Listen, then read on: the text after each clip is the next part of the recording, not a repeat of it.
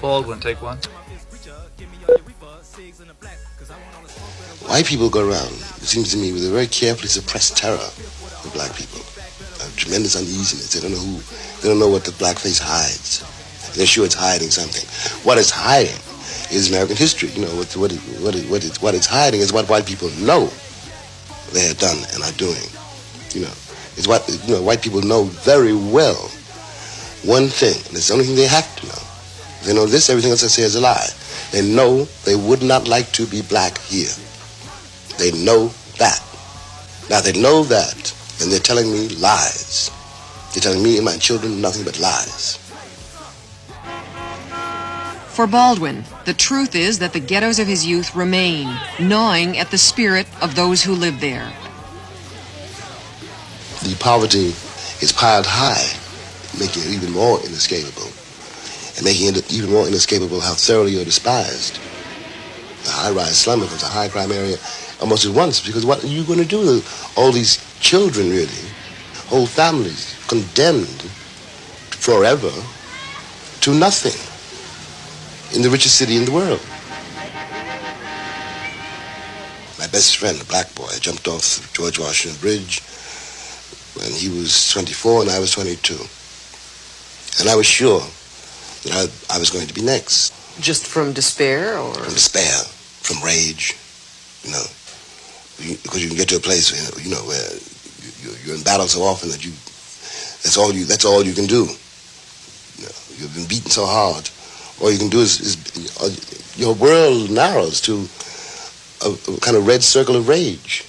And you begin to hate everybody, which means you hate yourself. You know, and when that happens, it's over for you. Baldwin has taken that despair and rage and turned it into novels, theater, and essays. Characters drawn from his family and friends.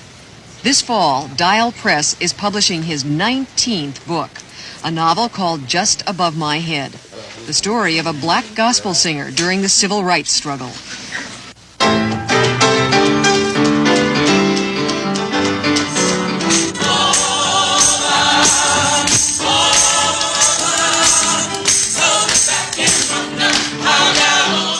The gospel church is a theme running through much of Baldwin's work. His father was a minister, and Baldwin himself became a preacher at the age of 13. His play, The Amen Corner, shown in revival at Lincoln Center's Black Theater Festival, was drawn from his own experiences in the pulpit.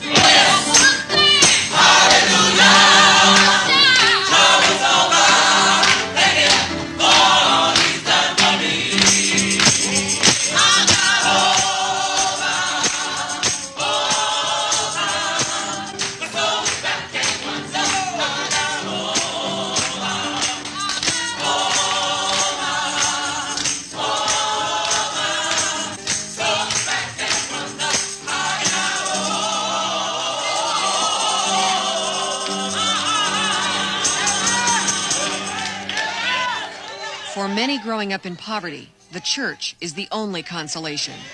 When Baldwin left the church, he wanted to do more than to console. Often, Baldwin speaks to youngsters who grew up as he did, letting them know the future holds a place for them. On this day, he spoke at the Police Athletic League in Harlem. A writer might be a dancer, might be a carpenter, might be an architect, might be a junkie, might be any number of things. You think there's still a chance for today's black writer? There never was a chance for a black writer. Come, what's your name? Jeffrey. Listen, a writer, black or white, doesn't have much of a chance, right? Nobody wants a writer until he's dead. But to answer your real question, there's a greater chance for the black writer today than there ever has been. The children asked him the same question I wanted answered. Why did he move to Paris?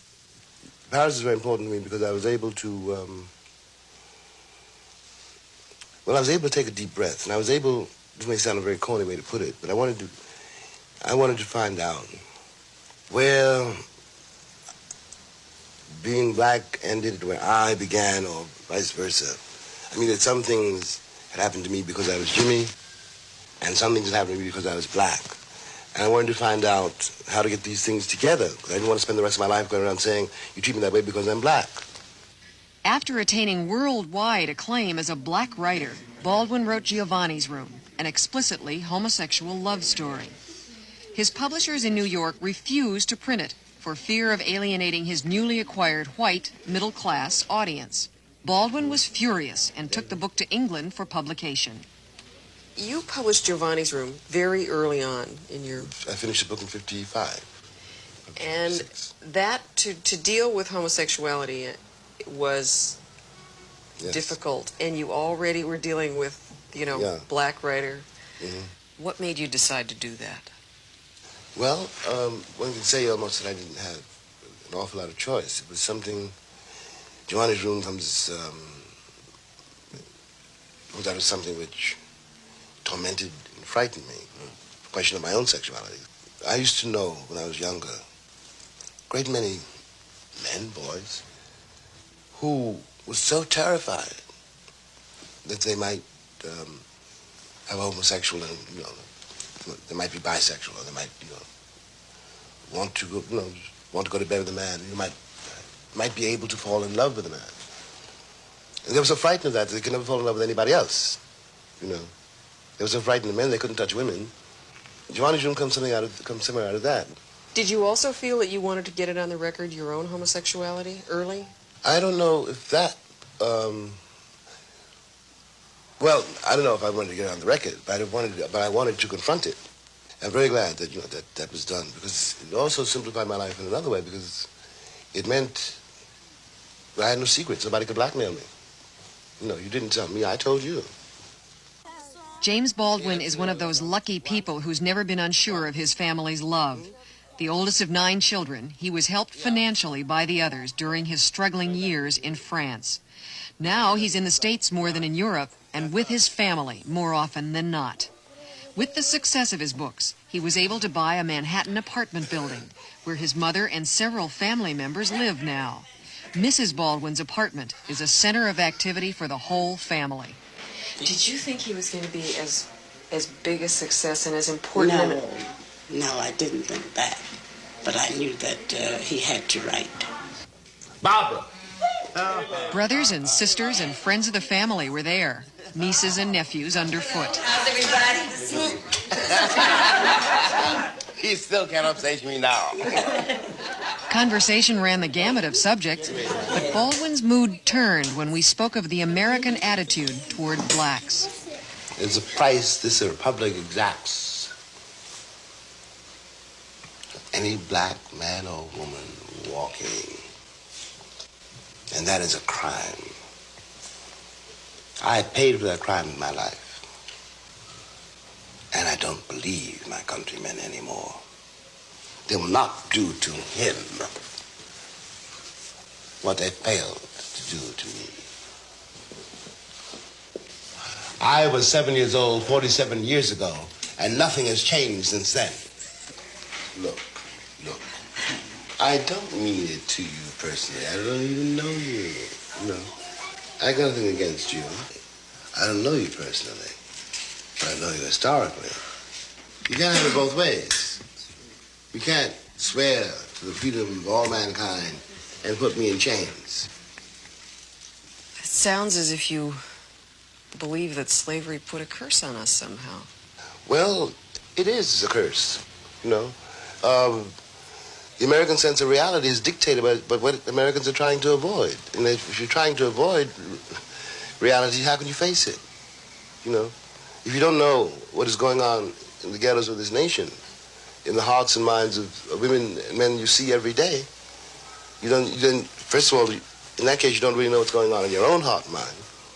And you have no way of knowing what's going on in the hearts and minds of millions of people on this globe. You have told people, this nation in particular, a lot of what they don't want to hear. Yeah, I have. I've tried. You never know. But I tried, yes, to...